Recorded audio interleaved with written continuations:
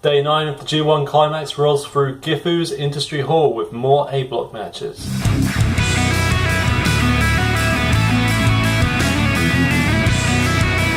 Welcome to your G1 Day 9 recap. We can start off with a couple of notes. The full card for the Super J Cup Finals was released during Day 9. It's happening on the 21st of August, same day as WWE's SummerSlam. I'm not going to go through the whole card, but there's a couple of interesting matches. You've got IWGP Junior Tag Titles match. The Young Bucks are going to defend against the Motor City Machine Guns, Alex Shelley and Chris Sabin. And also interesting, Noah has sanctioned a GHC Junior Tag Title match for the same show. You've got the champions Daisuke Harada and Atsushi Kotoge taking on the challengers who I understand won the Noah's Global Junior Tag League over the weekend. Taiji Ishimori and ACH. I'm also going to say, just before I get into today's recap, that I have the last three matches completely different to most of the other critics and 411 Mania, Voices of Wrestling, guys like that. I've seen them more optimistically for some reason. First up, you had Tama Tonga coming in on 2 points, taking on Tomohiro Ishii coming in on 4.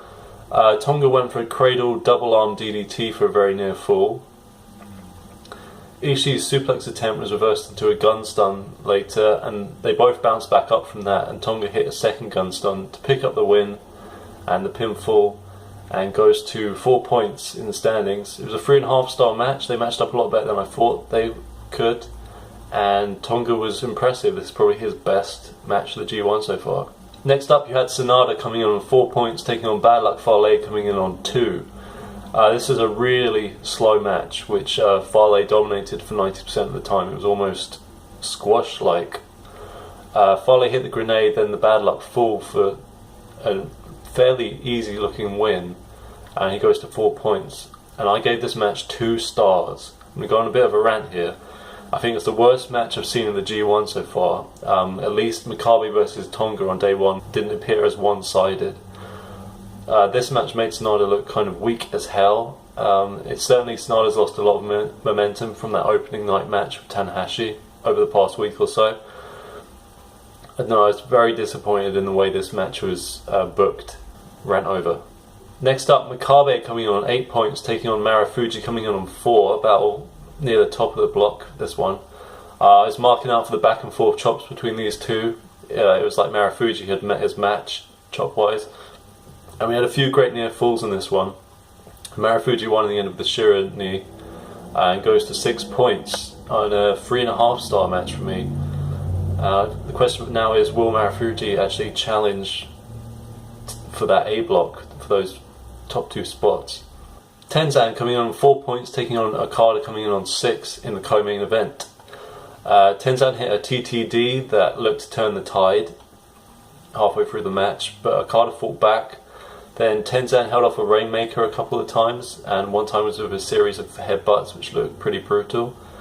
But it was when Tenzan went for a moonsault that Okada caught him with a dropkick whilst he was on the top rope, and then he German suplexed him to set up a Rainmaker. Okada picks up the win, goes to 8 points.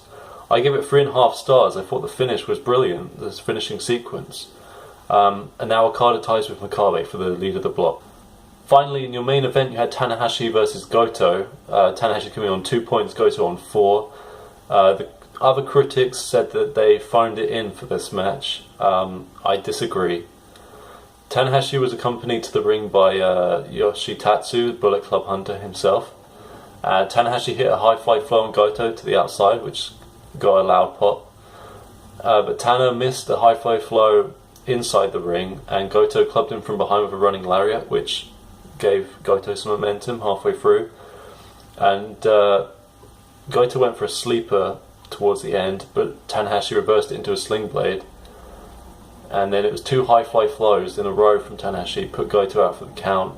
Tanahashi wins, goes to 4 points, and I gave this match 4.25 stars. I thought it was one of the better matches we've had at the G1 so far, to be honest. I have it in my top 3 matches, at least top 5.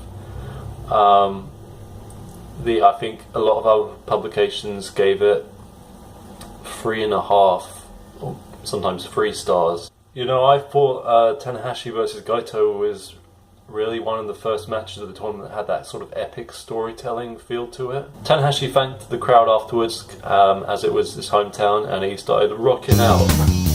I gave the show a grade of a B+. I thought the last 3 matches were a really good series of matches, on par with series of 3 we had almost on day 1. Almost on par. After day 9, the standings of the A block have Makabe and Okada tied at the top, both with 8 points each.